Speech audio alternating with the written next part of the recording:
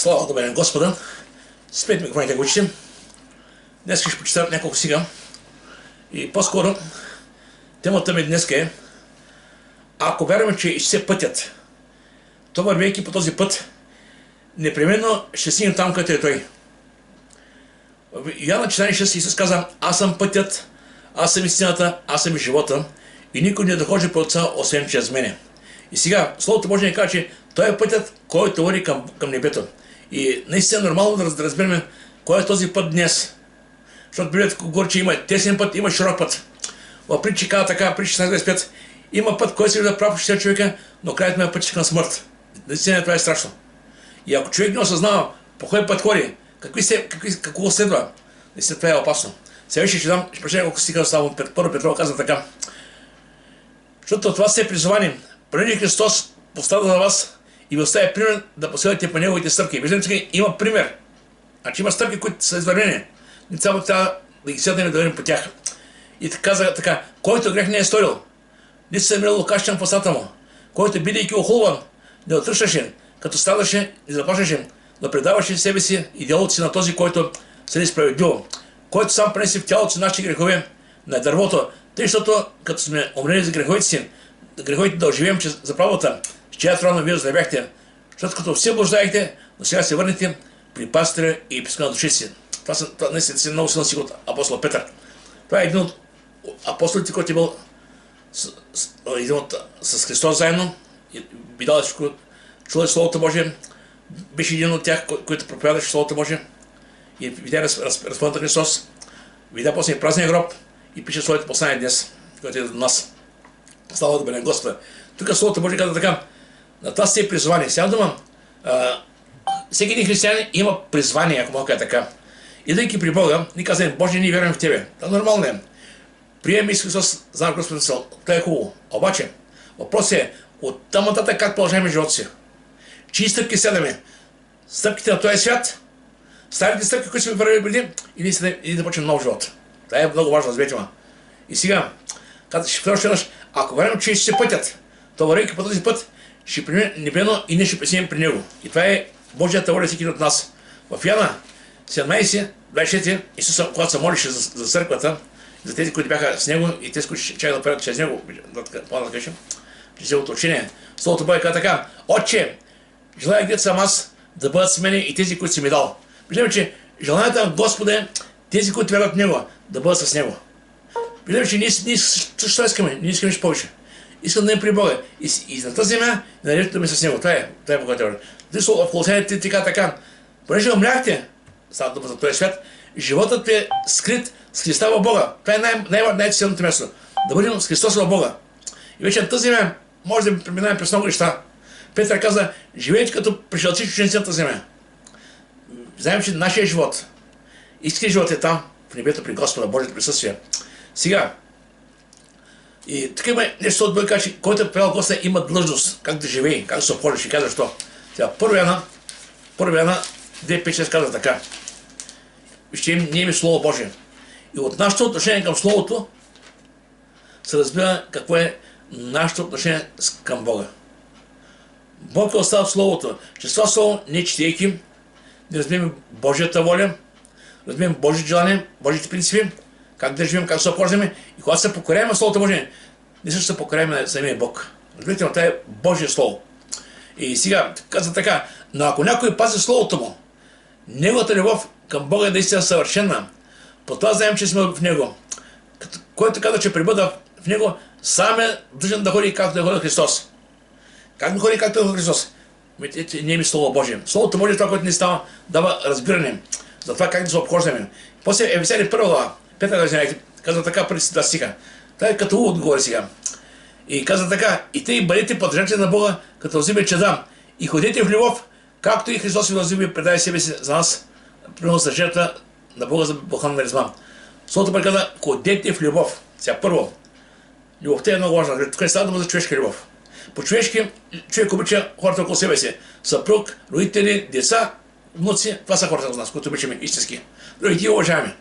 Обаче, Бог говори за да обичаме хората.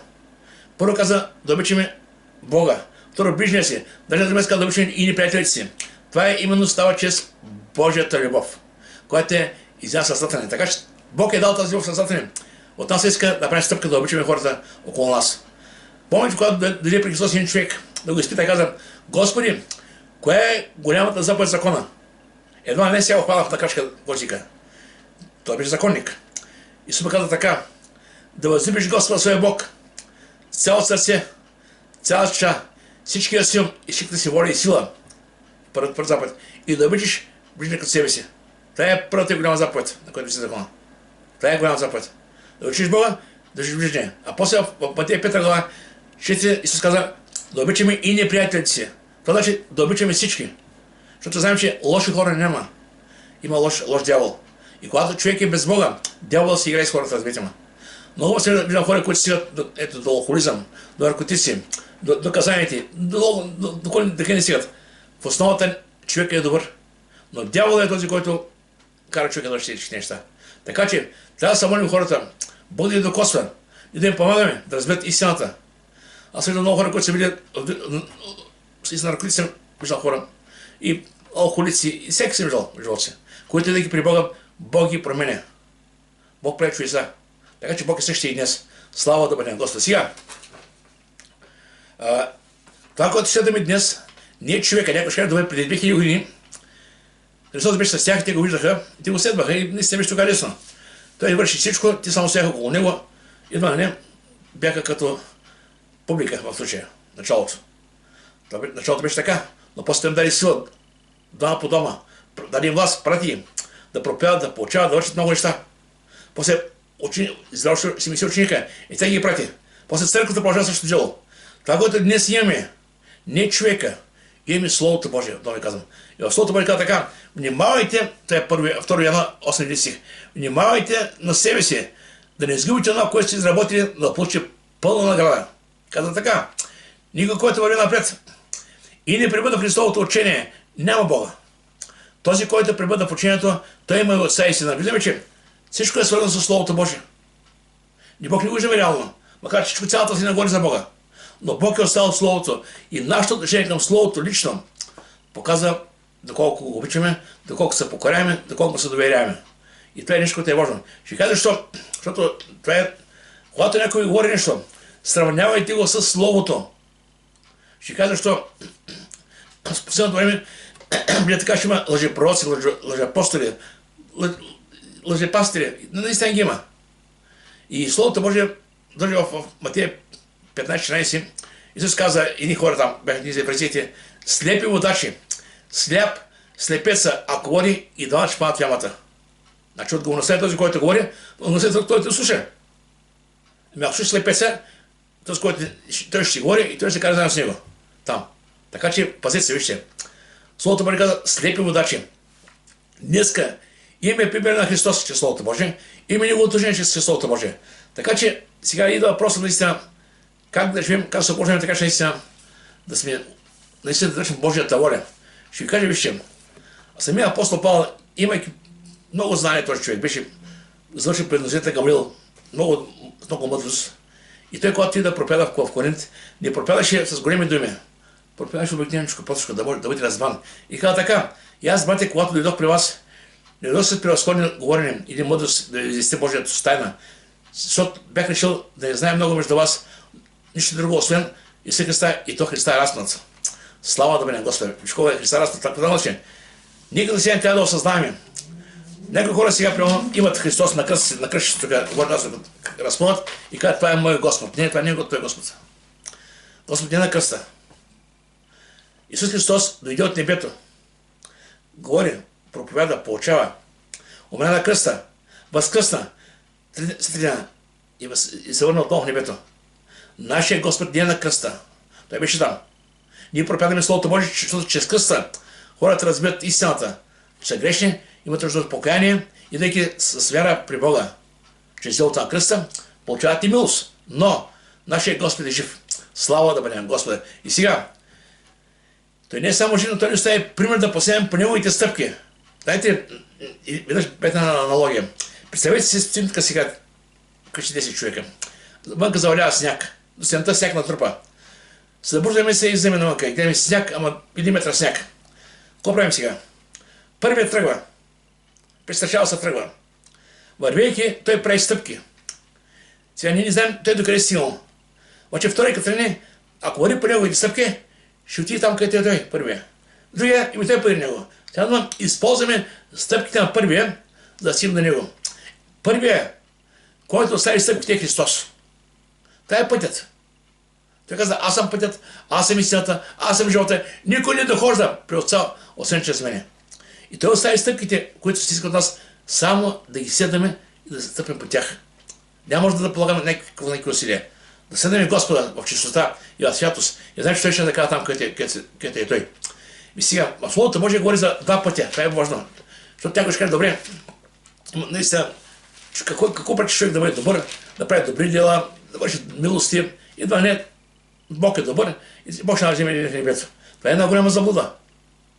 Бог няма да вземе небето преди твои добри дела. Бог ще вземе небето, ако вярваш Христос, който извърши едно дело. Това е делото на кръста. Вратата към небето е Христос. Йоан 10 ще каза, аз съм вратата. През мен някой ще ви спасен. През мене. И само друг. А тук относно това, че има широки път, тези път, тук дава една аналогия за живота в този свят. Живот, който е с вяра и живот, който е след виждане. Това, което е търсимо холство, лукс, удоволствие и разни други неща. Грях. И така за така. Влезте през цялата порта, защото широка е портата и пространен е пътят, който води погибъл. Виждаме на къде води широкия път. Погибъл. И мнозина са онези, които минават през тях. Понеже тя се е портата и се пътят, който води към живот. И малцина са онези, които не имат. Виждаме, че пътят, който води към живот, малцина са. Защото той се приема с вяра, не с виждане. Много пъти хората казват, искам да видя, искам да пипна. Както това каза на сенца, помните, ако не видя, няма да вярвам, че той. Хората той искат да видят, да пипнат. А Исус се приема с вяра. Исус каза на Мария, Марио, ако не повярваш, тогава ще видиш Божия слава. Човек, когато повярва, тогава, че Бог е до живота му, тогава е да Божия в сърцето му, тогава разбира, че има жив Бог. И тогава, че полека нека стъпка в стъпка, да почне да разбира в кого е повярвала. Така че, това е важно за нас. Сега, много е важно наистина да разбираме и същността, да бъдем готови за това, което предстои да живеем. Ще ви кажа защо, ако човек не е готов на благата вест да я приеме така както е, ще дойдат изпитанията, ще дойдат трудности и той ще рухне, ще каже, какво става християн, пък какво става живота му. Защото някой го обяснил, че християнство е само цветя и рози. Няма такова християнство цветя и рози. Помните, израелтяните бяха изведени от Египет, трябваше да имат 40 години пустината и много това поколение стана там. Защото постоянно роптаеха, постоянно бяха недоволни, постоянно бяха огорчени и останаха там пустината. Ако мога да кажа така, приемай Христос, нашия живот е като една пустиня, през която трябва да преминем. И много важно, преминахме с пустиня. Какво ще бъде наш ученик към Бога? Какво ще роптаем? Ще бъдем огорчени? Съжаляваме или се радваме? Словото Божие не ми е каза, радостта у Господа е вашата сила, радостта у Господа. Така че, без да става около нас, без да какво става с нас, понякога се разболяваме се, понякога стават много катаклизми в живота ни. Продължавай да вярваш, да следваш Господа, защото знаеш, че Бог е добър. И Бог е контрол на всичко. Сега, Словото Божие каза, защото на това се е призовани. Ще няколко неща ще кажа сега. Христос постава за вас. Вижте, Христос не умря за себе си, защото той нямаше грех. Той умря за моите и твоите грехове. И тук Словото Божие каза така, вижте. Всеки, който върши грях, върши беззаконие, защото греха е беззаконие. А краят на греха какво беше? Заплатата на греха е смърт. Исус дойде, взема греха на целия свят върху себе си и отиде обря там на кръста заради нас. И каза така, знаете, че той се яви да носи греховете, в него няма грях. Слава да бъде на Господа. Сега, в Матея 27 казва, че Христос дойде и даде живота си откуп за мнозина, да откупи от греха, да откупи от смъртта. Сега, и ако мога да в едно изречение, какво направи Христос на кръста? И Христос разреши проблема с греха веднъж за винаги. Веднъж за винаги. В миналото правиха корбани, правиха се жертви и днес някои хора в незнанието си правят много неща. Няма нужда от тези неща вече, няма нужда от жертвите. Жертвата вече е дадена. Но хората, не знаейки, вършат тези неща и по този начин се научат оздари осъждение и проклятие. Сега, в Йоанна 1.29, Йоанн, когато видя Исус, там каза така, ето Божият агнец, който носи греха на света. Ето така Божия агнец. И сега вече, повече няма нужда от агнета, повече няма нужда от черти, повече няма нужда от животни. Той даде сам себе за нас. Тогава какво става с греховете ни? Вижте сега, Евреи 10 месец, писателят каза така, това са думи Божите ми, и греховете, и беззаконията ми, няма да помня за винаги. Интересна работа. Някой ще не чека съм толкова много лоши неща в миналото. Да, имал си, да. Имаш ги, да. Но иди ги при Бога. Бог казва, аз умрях за твоите грехове. Ела така сега при мен. Господи, очисти ме. Господ те умива и те очисти чрез кръвта си. И ако мога да кажа така, при време един пастор каза така, няма да забравям, когато Бог погледне на своите деца, той ги вижда през призмата на Христовата кръв. Чисти. Чисти. Не вижда мръсни, не вижда грешни, не си вече очистен чрез кръвта. Той каза, аз умрях за тях. Христос е така. И тук и сега каза така, после Петрова каза така, защото Христос един път постава за греховете ни, праведният за неправедните, за да ни приведе при Бога. Целта на Христовото идване е да приведе хората при Бога. Сега някой ще нямаше да кажа. Аз си мисля много пъти, ако беше някой да сега, примерно, Бог даде някакъв закон, някакъв закон за 10 правила или 20 правила, каже, това преди, да беше небето. Ще бъде лесно. Обаче не става. Законът само показва колко сме грешни. Законът като едно огледало. Виж там, така, все хубави неща. Законът от Бога. Законът показва какви трябва да бъдем, но не ни дава силата да бъдем такива. А силата да бъде чрез благодат, чрез Христос. Йоанна 1:17 казва така, законът беше дан чрез Моисей, а благодатта и истината дойдоха чрез Христос. Слава да бъде на Господа. Сега, каза да ни приведе при Бога. Това е единственият път. Единствената възможност, поради която човек може да бъде спасен и може да има вечен живот. Има много религии, много учения, може би милиони религии по цялата земята. Само единствен път има към Бога. Само чрез Христос. И ако човек преживее живот на тази земя, премине и не вярва в Господа, жалко, че е живял. Ще отиде в ада, разберете ма. Не, че е бил лош човек. Защото не се е показал пред Бога и не го е приел. Сега наши дела, добри дела, които правим пред себе си, Писание каза, вашите правилни дела са като мръсна дипа пред Него. Никой от нас не може с дела, които се върши, да заслужи небето. Небето е спасението е чрез вяра по благодат, не по заслуги.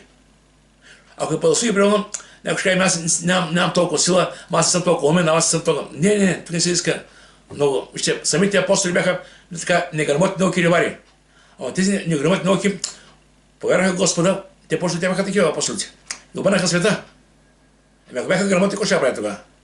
Тъй, че не е важно колко си грамотни. Важно е да си вяра на Господа, да го приемеш с вяра и кажеш, Господи, аз седам при Тебе, ще седам. Дай ми да разбирам как да живея.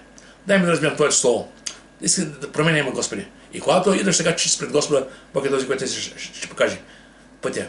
В Римляни 6 глава, Римляни 6 глава, 5 глава, 6-8 казва така. Понеже, когато ние бяхме още немощни, на надеждното време Христос умря за нечестивите. Значи тя дума, нямаше нито един праведен, няма откъде да бъде праведен човек.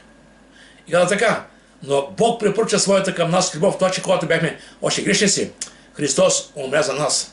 И ако Бог погледна така сега, ето, нека бъдем целият свят, една кошера приема, като овце там. Всички са грешници. Има и дори един, който даде себе за нас. И чрез него, върши към него, вече получаваме опрощение на греховете си и вечен живот чрез вяра в него. Колко уникално това. В Исаия Словото Божие да се писате да сме чели. Там казва, че как той даде себе за нас, за нашите грехове. И сега въпросът е такъв. Всеки не може да пита, къде бях преди, къде съм сега. Интересен въпрос. Всеки може да направи една равносметка за живота си. Къде е бил преди Исус Христос? Какво е вършил преди Исус Христос? Каква е била неговата алтернатива за бъдещето без Христос? Нека да сега, къде е? И как мисли сега? Без Христос, какво да мисли човек? Няма алтернатива. Живееш ден за ден, ядени, пиени, купони. Това е живота. Обаче, приемай Христос, разбира, че има нещо повече. Има вечен живот чрез вяра. И вече ти имаш сърце си благоговение, страхопочитание към и вяра в Бога. И тази вяра в Бога те става наистина още повече. Неговият мир, Неговото спокойствие, Неговата благодат. Слава да бъде на Господа. Но тук казва, че Словото Божие, Петър каза така, защото като овце блуждаехте, но сега се върнахте при пастора и епископът си като овце блуждаехте. Много пъти в Словото Божие Бог говори за хората като овце, като кошара, като агнета. Да, сега говорим овце. И сега кажа, че сме живели ден за ден. И знаете, в Първо Коринтияни 15 глава, 32 си казва така: ако няма възкресение, то нека идем и да пием, защото ще умрем. Така Словото Божие. И сега, ако човек не вярва в Бога, за кой живее, кажете ме? Коя е неговата радост? Да хапне, да пине, да че някъде на екскурзия, нещо хубаво да преживее някъде в някое заведение и каже, днеска хубаво беше. И всеки ден, това е негов живот. За това живее, за удоволствията. Обаче, когато човек вярва в Господа, вече има разбиране, че това е временно. Това е мимолетно, това не ще струва да сравни с вечността. Самия Исус Словото Божие казва така: какво ще ползвам? Ако спреш богатства на цялата земя, а загубиш живота си, какво ще даде земя на душата си? Тук много ясно казва. И тук Словото Божие в другия превод казва така: като овце изгубени. Не, бождаете, изгубени. Значи, помните, когато блудният син напусна бащиния си дом, отиде и взеде и си изпука парите с блудници и грешници, казва Словото Божие. Имаше много пари. Изяде ги, изпи ги. И когато синът Рошко уйти, тогава се усети. И когато се върне при баща си, той беше готов да иска да бъде като услугите му. Баща му го прегърна и каза: мой син беше мъртъв и оживя. И изгубен ми се намери изгубен. А всеки един, който е далеч от Бога, е изгубен в този свят. Изгубен в своите мечти, своите идеали, своите мисии, своите стремежи и желания. Изгубен е. Всичко води на камада. Но, когато се върне човек при Бога с покаяние, когато чуи благата и си каже: Боже, ако теб тема, ела, приеми ме, прости ми греховете, умир кръвта си. И знаете, това е нещо, просто обикновено става нещо страхотно в този живот. Бог ти прощава, Бог гледа на тебе като на Божие дете, чист, неопетнян, готов за небето. Това е нещо, което е важно. Не е важно как те виждат хората в този свят, важно е как виждат тебе Бог, от него е спасението. Сега идва въпроса: защо в този свят хората, след като спасението е толкова близко, елементарно на всеки човек, защо хората в този свят не вярват на Бога? Ще кажа защо. Дявола е този, който прави много пъти хората да не могат да разберат истината. Знаете, аз съм казал много пъти, има моменти, в които горе някой човек обяснява толкова елементарно просто. Благословението, той има гледа и нищо не разбира. Разбира, че има един, който е да се бил умомо. Това е дявола, вижте. Словото Божие казва така: но ако благословението, което проповядваме, е покрито, той е покрит за тия, които погиват. А за тия невярващи, чието ум Богът на този свят се засипил, да не ги оздаде светлината, останалото благословение на Христа Исуса, който е просто Бога. Има един, това е дяволска работа. Аз казвам много пъти, съм казал: лоши хора няма. Лоши господарим. Аз съм видял много хора, които са били на дъното, как като вярват Господа, полека стъпка по стъпка, се променят и стават съвсем други хора. И това го прави Бог. Слава да бъде Господ. Сега, каза така: сега се върнете при пастира и как се върнем? Сега как се върнем при Бога? Човек се връща тогава, когато се покая пред Господа, истински покаяния. Те вижте, какво значи истинско покаяние? В Притчи 27:13 казва така: който крие престъплението си или греха си, няма да успее, но който изповяда и остави, ще намери милост. Значи, осъзнаваш, че си грешен. Покаяваш се, кажеш: Господи, прости ми греховете. Умир кръвта си. Това е покаяние. И Бог те прощава греховете и те приема в Божието царство. И тук сега, вижте сега в Езекил, дава едно обяснение още малко. Каза така: покайте се и се отвърнете от всички си престъпления, да не погиба беззаконието. Сега думам, покаяваш се и обръщаш гръб на това, което си бил преди. Започваш полека нов живот. Бог ще ли мъдрост да разбереш, да съзнаваш кое е добро, кое е зло, да се отдалечаваш от това, което би навредило в този живот. И каза така: отвърнете от себе си всички престъпления, с които сте се съгрешили, и си направите ново сърце и нов дух. Ама как направи ново сърце и нов дух? Това го прави Бог. Покаяваш се и Бог ти дава ново сърце, нов дух. Става дума, че това е духовно. Нов дух, с който да го следваме. И каза така: понеже аз ти благоволявам смъртта на чисти на този, който намира, каза Господ, за това обърнете се и живейте. Слава да бъде Господи. И тук сега вижте, когато говори за овце и пастир, и тук сам каза: аз съм добрият пастир. И нещо повече, каза така: аз съм добрият пастир. Добрият пастир живот се дава за овцете. Ако той е пастир, а ние сме овцете му, цяла дума, той умира за нашите грехове. Живот се дава. Да можем ние, чрез вяра в него, да има вечен живот. И после каза така: аз съм добрият пастир и познавам моите, и моите мене познават. Не е ли уникално Господ да познава по име всички нас? Познава, да. Ти Иван, ти Стоян, ти Пакри. Господ да познава всички. И не само това. Така дава още надежда за тези, които са в този свят още, които не вярват в Бога. Каза така. И други овци имам, които са от тая кошара. И тях трябва да доведа и ще чуят гласа ми и ще станат едно стало с един пастир. Сега в началото овцете бяха Израил. Кошарата беше една. Каза други овце, тук става дума за езичници. Ние всички, които ще вярваме по-късно в него. Каза една кошара с един пастир. Значи, виждаме, кошарата е църквата. Всеки може да е при църквата, но как? И каза така. Ще чуят гласа ми, ще станат едно стало с един пастир. Гласа ми. Кой глас? Гласа на Божие Слово, на благовестието. Значи Бог говори на хората и днес чрез благата вест. И понякога, знаете, много пъти има така, иска да говори с една сестра, говорих на една сестра, каза, че не бях към моите думи. Викам, разбираш, че това са Божии думи. Когато ние почнем да говорим Божие Слово, Бог ни дава думи в устата, с които да говорим на хората. И тогава виждаме, че наистина, вече, ако човек е готов, как се впечатлява, как му харесва и как е готов да приеме Бога. Това не са твои думи. Самия си каза, моите думи, дух са и живот са. Когато ние четем него Божие Слово, Бог с духа си идва. Открива човека същността, кой е той. Защото Словото Божие каза, никой без Святия Дух не може да чести Господ. Ние говорим Словото Божие и да Святия Дух разкрива Христос и човек усеща, когато е готов, наистина вярва и се спасява. Слава да бъде на Господа. Сега, още Бог се да говоря от това. Сега, така Словото Божие каза, и оставя пример да последвате по неговите стъпки. Пример сега. Първият пример беше кой? Да ходим в любов. Обаче има други неща. Любовта е една ръка. Тук има две неща, казват така. Пример в страданията. Христос, бидейки Господ, и страда много вижте. Словото му ще почне курсация.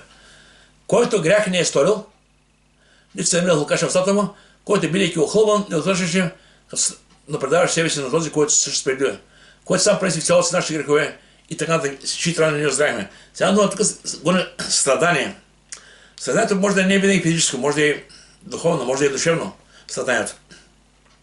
Но не трябва да бъдем готови за тези неща. Това през ще преминем. Сега, на разни места и света има църкви се палят. Християни се убиват. Да, има и тези неща. В Азия, особено някои държави там. В Индия, мисля, че в Мозамбик, там, Нова Зеландия, там има.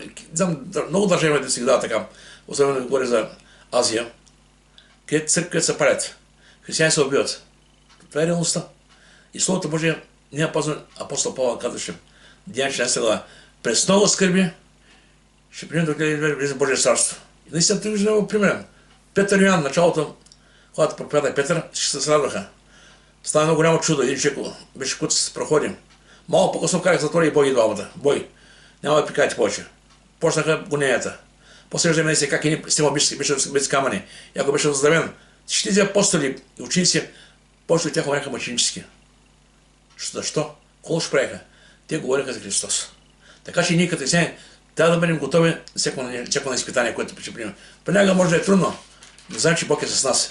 Трябва да не остави. Каза така, възлюбени, не се човек да много на изпитание, което дохожда върху вас, да ви опита, каче се нещо чудно. Но радите се, че за с това, вие имате общение с Христа, се зарадите премного, когато се яви Неговата слава. Приемаме, че не се присъединяте когато изпитанията каза. И в Псалом 39 така. Псалом 19. Много се неволите праведни, на Господ тогава избавя всички тях. Не е уникално. Много се неволите така. Много, може ние винаги това, което преживяваме, го разбираме, но няма да речем да го разбереш. Бог ще каже, Господин, той така всичко. На Тебе оплавам, на Тебе се предавам. Аз знам, че си добър Бог. Всичко да бъде под Твоя контрол. И когато с Господа, с Господа Неговата ръка, стъпка в стъпка, всичко ще бъде наред. И тук всичко казва сега. Ако светът е мрази, това е Христос. Ако светът е мрази, знаете, че мене преди вас е намръзнал. Сега дума, отношението, което имаш се към Христос, днес ще бъде и към църквата, разберете ме. Няма как дявола, който разпъна Христос, да се радва на църквата. Нормално е да има атаки. И казва така, ако бяхте от света, света ще дръби своето. А поне не си от света, но аз избрах от света, това светът ви мрази. Помните на думата, която ви казах, слугата не е по-гон от господаря си. А ако мене гониха, и вас ще гонят. Ако са пазили моето учение, и вас ще пазят. Но също ще ви сторят поради моето име, защото не познават онзи, който ме е пратил. Значи долу е това, което преживя Христос, отчасти всеки един от нас може да го приеме през тази земя. Не говори за смъртта къс, говори за отношение от духа на този свят. И дали в Матея 10 ще каже, неприятели на човек ще бъдат домашните му. Интересна работа, защо домашните му? Така е, понякога дявол използва хората семействени, които не вярват на Бога, се завърши срещу нас. Аз лично съм преживял това нещо, когато преди 35 дни, когато вярвал в Господа. Да, така беше, майка и баща ми, не вярват на Бога, те се вярват в майка му в Аллах. И аз като вярвах, станах християнин, тук беше станало, къщи го да кажа, не си говорим. Близо 5-6 месеца. Но успях. И после се разбрахме и после слава да бъде Господа. Нещата вече си вървяха по друг път. Но после ме, винаги ще има атаки. И понякога атаки ще идват от най-близки хора. Точно най-тенката страна. Мама, тати, лицата, хората около нас. Обаче, когато човек устои всичко, Бог дава победата. Слава да бъде Господа. Сега, пример страдание за отвърляне. Това е едното, което е наистина. Другият пример в смирение. Това е много важно. Човек да смири себе си как Господи. Дай ми сили с тебе заедно да примем всичко, че примена. Смирявам се пред тебе. Помните, когато Йоан Кръстител кръщаваше във вода. И тогава той кръсти Христос. И малко по-късно в Евангелието на Йоанна каза, че хората кръщаваше Йоан, кръщаваше и с Христос. И много от хората, които тогава идваха, отиха повече при Христос. И тогава дойдоха учениците на Йоан, казаха, всички тези, които идват тук сега отидат при този, който кръстител на Йордана. Сега дома да опадне ревност. Йоан каза, помните ли? Никой не може да вземе върху себе си нищо, ако няма трябва от небето. И каза, осядък, той трябва да се възвеличава, а сега смалявам. Това е християнство. Да се издига Христос, а ние смаляме. Това е смирението, ритма. Така, той след хората търсят, наистина учат малко повече да бъде так високо. При християнството е смиряваш се и стоиш на Бога. Богоговение с ръкопочитание. Това е християнство. Сега, Словото Божие Филипяни 2:5 казва, че Бог, който не държи равен с Бога, слезе ниско долу, стана като подобен на нас и отиде и умря на смъртна кръст. Вижте, деградация от небето до смъртна кръст. Обаче, мъчение на една глава, Исус, когато кани хората така. Дойдете при мен всички вие, които се отвърме мен, ще успокоя. Дайте при мен как всички. И ще имате спокойствие и мир да душите си. Вижте, ще ми кажа, че светът не може да даде нещо, което не притежава. Спокойствие и мир дава само този, който го има. Това е Христос. Във времето при около 30 години, когато вярвах в Бога, бях музикант, свирях в златни пясъци, такива хора, които бяха сега забели вратове. Тези хора имаха парите. Бяха богати хора. Обаче те кажа, те бяха богати с пари. Аз бях богат с Господа. Аз бях спокоен. Тези хора постоянно бяха на път напрежение. Охрана около тях. Някои правят големи дворци, правят големи довари, да някой да ги убие. Няма как този свят да даде мир и спокойствие. Мирът идва само от Христос. Словото Божие казва, и тъй, оправдаем чрез вяра, имаме мир с Бога, Христос. Мир с Бога, мир. Това е нещо много важно. И нещо повече, в Филипяни 2 глава, вече за новия живот казва така Исус. Словото Божие казва, апостол Павел, не правите нищо от партизанство и ще славя. Партизанството да търси нещо за себе си. Ще славя, знаеш велик. Но смиреномъдие, нека всеки ще държи по-голям от себе си. Или проблема, брата. Проблема в стата трябва да бъде важен за тебе. Не да кажеш, аз съм сега съм добре, коска паци. Не. Наистина, и Словото Божие казва, не ги всеки само за своите, но всеки за чуждото. Сега да можем да спомагаме един друг. Създаваме се, изграждаме, спомагаме. Това е много важно. Сега, Бог иска да бъдем като Христос, това е много важно Христоподобието. Помните, когато Марка 9 глава, когато Христос говореше на своите апостоли, сега ще в Иерусалим, там ще бъде предаден, ще бъде бит. И тогава тези апостоли започват да се рушкат. Сега кой ще бъде пръв между нас? Кой ще бъде сега водач? Едва ли не. Едва ли не водач, голямата работа, кой ще бъде напред? А след това седнаха на края нещата и сега, какво се припирахте, бе, там по пътя? Те мълчаха, бяха гузни. И сега им каза, който иска да бъде пръв между вас, ще бъде от всички последен и от всички слуга. Интересна работа. Пръв през всички слуга. Това е християнството, видите ме. Християнството е лидера да може да служи на своите брати и сестри. Тук никой не е на никого. Да така, че ние всички сме братя. Христос е пастира. Той поставя църквата, пастири, проповедни служители, да можем и да се съзидаваме, и да заедно да растем в Господа. Тук не е някой да се големи на някого. Напротив, този, който е поставил като пастир, като чел, той трябва да служи на хората, да служи. Това е нещо важно, разберете ме. Сега, И после каза, като сме умрели за греховете си, да живеем за правдата. Това е много важно. Сега, като сме умрели, сега дума, ние предпочитаме, приемем да кажем, Господи, ние умираме за този свят. Да, умираме. Нашето желание е да бъдем с Тебе, помогни ни да живеем за Тебе и с Тебе. Помните, ти казах преди малко за блудния син. Когато се върне праща си, Бог му каза, мой син бе мъртъв и оживя. Изгубва и се намери. Така че всеки един човек в този свят без Бога е мъртъв. И сега, когато приемем Господа, вече Бог ни дава нов живот. Да почнем, Бог ни вражда, прави нас ново създание. И Бог чрез новия живот да живеем ново създание, да живеем нов живот в Него. Не поставите пътики, не ставите грехове, вече нещо ново. И наистина това става чрез духа. Там, знаете, има Галатяни 5 глава, 10 казва, плодът на духа казва така, това става характер. Плодът на духа е любов, радост, мир, кротост, благост, верност, милосърдие, всеотдайне, дълготърпение, са 9 плода на духа. Това са нещата, които Бог изражда в нас. И понека река, преди си бил примерно сприкав, избухлив, почва да спокоен. Преди си нямал търпение, Бог дава дълготърпение. Преди си нямал любов, Бог дава любов. Преди си нямал милост, почва да бъдеш милостив. Това всичко върши Бог чрез духа си, когато се оставим в неговите ръце. И сега, в пример 6 казва така. Така и вижте себе си за мъртви към греха, а живи към Бога Христа Исус. Тук говори, че защитаме себе си сядва, ние приемем тази позиция. Гръб на греха, гръб на изкушенията, гръб на миналото.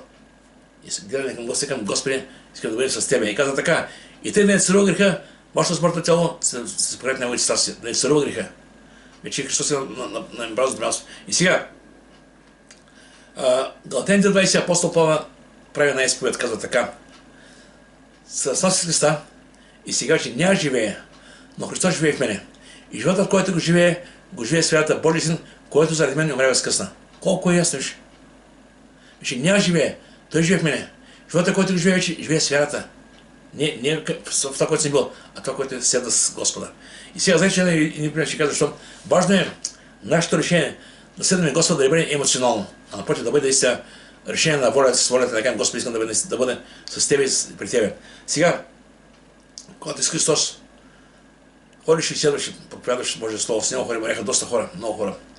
И тогава, като вървяха в пътя, един човек му рече, ще седам, където да идеш. Каква беше причината? Но този човек наблюдаваше множествата, наблюдаваше чудесата, знаменията и той искаше да бъде част от всичко това. Искаше да бъде част. И как ще бъде част? От тебе принос така, Господи, аз съм на с Тебе. И тогава ще какво му каза Исус. Исус му отказа, не си имат ли гойща, не ви си птици гнезда, а човешкия си няма где глава да посъне. И сега дома. Ако това след мене, тръгваш не за да придобиваш като този свят, а това, което ти мога да даме вечен живот. И това е по-важното, виж, че в Йоан 17, Словото Божие, това е последния си го чека днеска, казва така, това каза сам Господ Христос. Да, това е вечен живот, да познае Тебе, единият истинен Бог и среща, който си изпратил. Това е вечен живот. И когато кажем Господи, и да им при Тебе, това не трябва да бъде емоционално решение, а това трябва да бъде твърдо решение, избор, с воля и Тебе, казвам Господи, аз ще седам и ще бъда с Тебе при всички на живота си. Нека Бог да благослови, нека това слово да даде още повече вяра. И знаем, че наистина е ще за нас да живеем чрез вяра в Него. Бог да благослови. Амин.